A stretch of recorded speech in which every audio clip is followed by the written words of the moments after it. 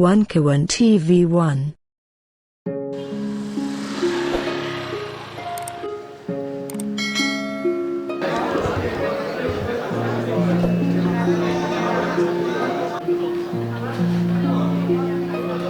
Saya sebenarnya sangat sedih ya dengan meninggalnya Riza Ramli. Riza Ramli itu menjadi aktivis ya, tokoh aktivis mahasiswa sejak ia masuk ITB. Dan saya mengenal Riza Ramli di sana. Saya di pers kampus, Riza Ramli di Dewan Mahasiswa. Ketika dia di Dewan Mahasiswa, karakternya karakter matang ya, keras. Kalau dia punya cita-cita, dia nggak akan mundur, dia akan perjuangkan. Apalagi kalau cita-cita itu dia anggap benar, dan pasti saya yakin cita-cita Riza Ramli itu bertolak dari nilai-nilai atau ideologi ya. Berbeda dengan kita ya, atau kebanyakan mahasiswa pada waktu itu yang berjuang karena aktivisme, karena dorongan ya, keadaan. Tapi Riza Ramli lain ya, punya perspektif ke depan tentang kemana gerakan ini akan diarahkan. Dan celakanya dia ini orangnya keras ya, pantang mundur. Kalau sudah ada kemauan sulit diatur, dikompromikan, dia akan tetap jalan. Hanya pada waktu itu saya pers kampus sering menyarankan dia bahwa haruslah semuanya dilihat dari kacamata politik, bukan kacamata keilmuan ya, di mana prinsip-prinsip dilaksanakan secara letterlek sesuai dengan prinsip-prinsip itu sendiri. Disitulah perbedaan saya dengan Riza Ramli. Saya memandang gerakan mahasiswa sebagai gerakan politik, tapi Riza Ramli ya lebih kukuh lagi bahwa ini gerakan-gerakan ideologis yang tidak bisa ditawar-tawar. Oleh karena itu pada waktu saya bersama Al-Hilal dan Epi Iqbal itu melakukan gerakan dengan mengikrarkan, membuat ikrar mahasiswa pada waktu itu yang intinya menuntut MPR bersidang, kemudian kembali Undang-Undang Dasar 45, dan rakyat harus mengkonsolidasi diri. Itu dianggap Riza masih kurang jelas, kurang radikal. Tetapi dia pada tanggal 16 Januari ya 1978 mengeluarkan tekad ya bahwa ia tidak mempercayai dan mengakui Soeharto sebagai presiden. Itulah perbedaan karakter Riza Ramli.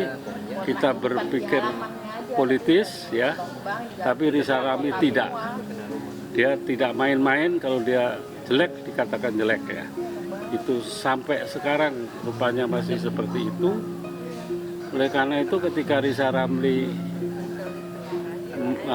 pada waktu di Gus Dur ya menjadi Menko Perekonomian, dia lakukan ya beberapa kebijakan terobosan pada waktu itu di masa Gus Dur. Misalnya melakukan rasionalisasi Bulog sehingga itu Bulog menjadi untung. Di ekonomi dia melaksanakan prinsip ekonomi yang seimbang ya, antara anggaran pemerintah ya yang digunakan dan income dari pemerintah. Itulah Riza Ramli. Termasuk dia menghapuskan apa yang namanya anggaran-anggaran yang off budget. Ketika masa Gus Dur dan Mega hal itu bisa dilaksanakan. Tetapi ketika Jokowi pada masa periode Jokowi, Riza Ramli tidak bisa melakukan itu. Ketika dia dijadikan Menteri Maritim pada waktu itu, saya dengar bahwa Riza Ramli berbicara lantang ya di depan menteri-menteri, yang intinya kebijakan adalah kebijakan pemerintah, tapi bukan kebijakan bisnis yang bisa ditunggangi oleh kepentingan ekonomi elit. Itulah Riza Ramli. Dan juga terhadap kebijakan lingkungan hidup, sebagai Menteri Maritim, Jokowi Rizal Ramli menentang reklamasi pantai dengan keras dan tanpa pandang bulu, walaupun akhirnya merah, tapi disitulah rupanya Rizal Ramli tersandung. Disitulah Rizal Ramli merasa tidak tepat berada di lingkungan kabinet ya Jokowi pada waktu itu, yang dalam kebijakannya selalu ya mengkompromikan antara kepentingan penguasa dan kepentingan pengusaha. Dan saya dengar pada waktu itu sikap tegar Rizal Ramli itu berakhir dengan ia dipecat ya dari kabinet Jokowi, dan kemudian dia menjadi orang bebas yang bisa mengkritik kebijakan-kebijakan Jokowi yang lebih terang. Dia lihat semua ya berlawanan dengan nilai-nilai yang benar, semua berlawanan dengan misi dan visi rakyat Indonesia yang menginginkan wujudnya cita-cita proklamasi. Ya, saya sedih dan kita harus recovery ya dengan meninggalnya Rizal Ramli itu. Recovery dalam arti kita harus segera ya mengkonsolidasi lagi gerakan-gerakan kita dan membuat ya satu gerakan yang lebih berbasis pada nilai dan tidak tanggung-tanggung. Misalnya adanya penyelewengan konstitusi saat ini yang dilakukan oleh Jokowi itu harus segera ditindaklanjuti melalui tim-tim ya, kelompok-kelompok gerakan mahasiswa untuk meneruskan cita-cita Rizal Ramli itu, walaupun Rizal Ramli sudah tiada. Jadi dengan meninggalnya Rizal Ramli, kita harus lanjutkan cita-citanya. Kita bertemu dulu apa sebenarnya keinginan Rizal Ramli, dan dari sana kita lakukan atau lanjutkan lagi perjuangan mahasiswa sampai apa yang diimpikan Rizal Ramli, yang itu saya kira juga sama dengan impian-impian kita, itu terwujud. Itulah yang saya inginkan. Hanya masalahnya apakah gerakan mahasiswa ini cukup sanggup seperti itu, tanpa kompromi, bertindak sebagai gerakan adalah gerakan dan bukan gerakan politik yang bisa dikompromikan. Itu tantangan kita. Mudah-mudahan kita bisa melakukan itu seperti dikatakan Bung Hatta, bahwa perjuangan adalah ibarat merengkuh ya sampan di antara dua karang gitu. Saya sangat terkesan karena pertama pada waktu itu kita meneruskan perjuangan ya mahasiswa 778 ya, setelah kampus diduduki oleh tentara, kita membuat grup-grup untuk melanjutkan perjuangan itu dan melakukan pengkaderan. Dan kami setengahnya tidak ingin kita ini pergi ke luar negeri ya untuk melanjutkan studi apapun ya, atau melarikan diri dari perjuangan.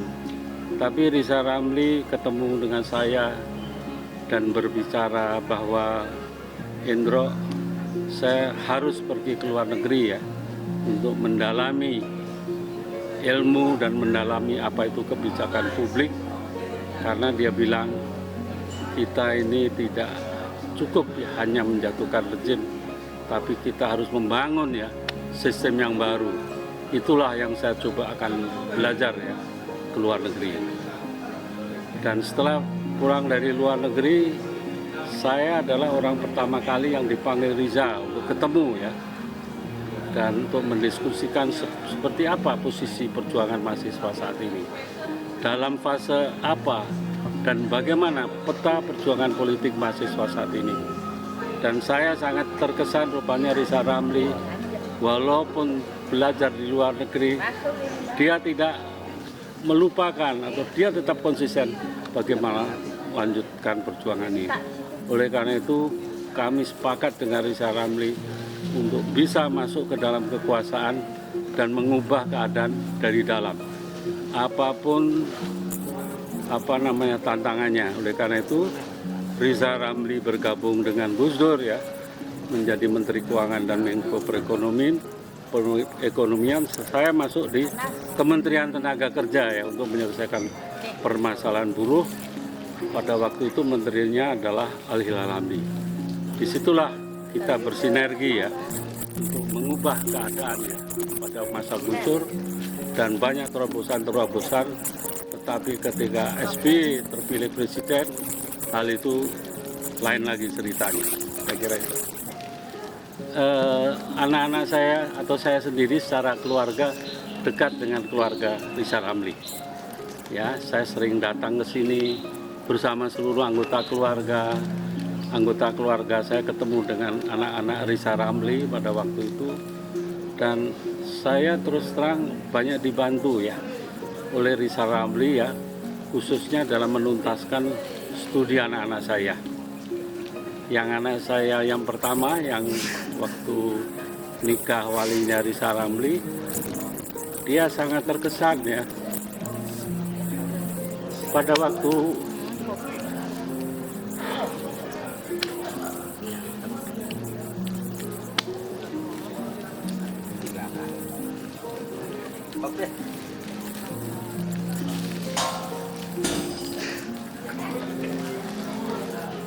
waktu mau masuk di UI, dan saya ingat bahwa dia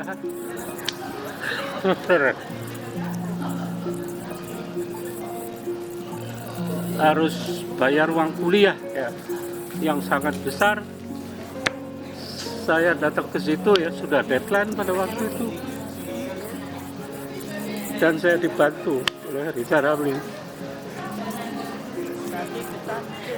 Jadi Riza Ramli itu sedang berjuang. Iya, jadi hubungannya sangat dekat ya.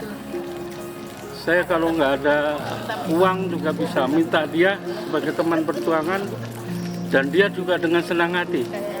Karena pada waktu perjuangan dulu, Soekarno siapapun selalu dibantu temannya ya. Beliau selalu tahu apa yang menjadi kebutuhan teman-teman.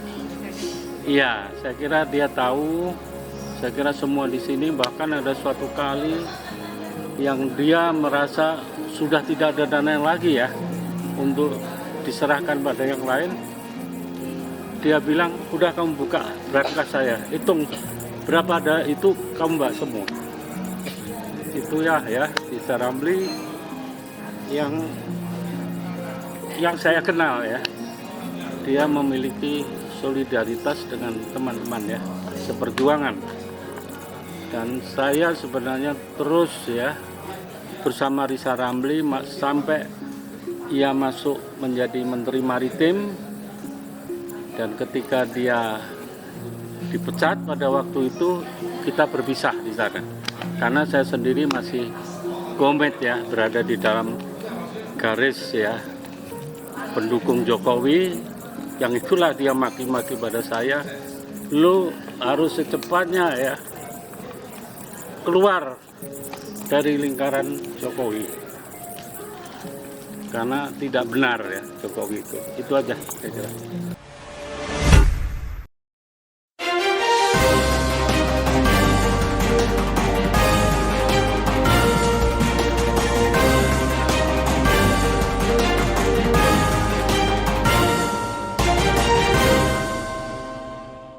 One Kawan TV 1